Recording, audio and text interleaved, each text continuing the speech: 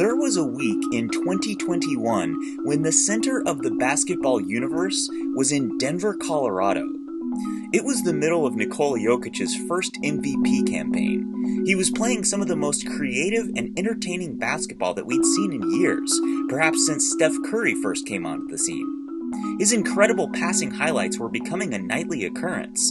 Nuggets games were quickly becoming must-watch television.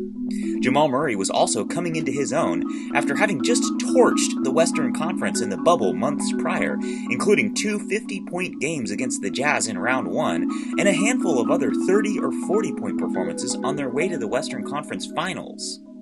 Additionally, Michael Porter Jr. in just his second season was finally showing off why he was such a highly touted prospect. For instance, in March of 2021, he absurdly averaged about 22 points and 8 rebounds per game on shooting splits of 57% from the field and 47% from three.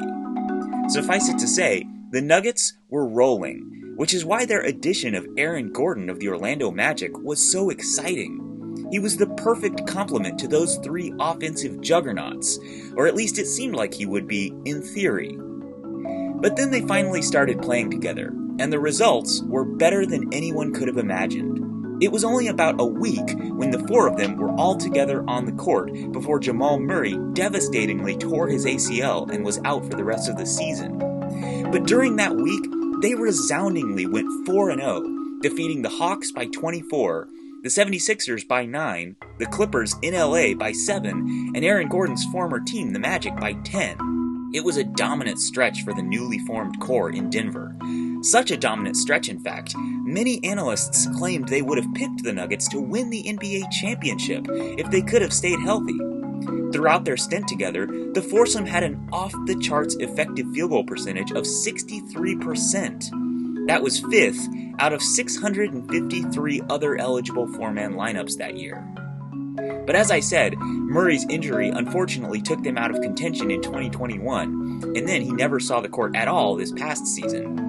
Michael Porter Jr. also got injured and missed most of this last season as well.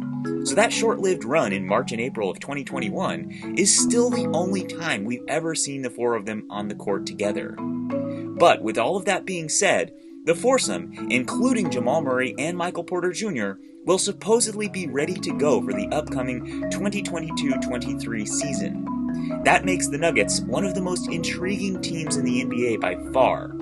Now the only questions that remain are, can they stay healthy, and how real was that magical week in 2021?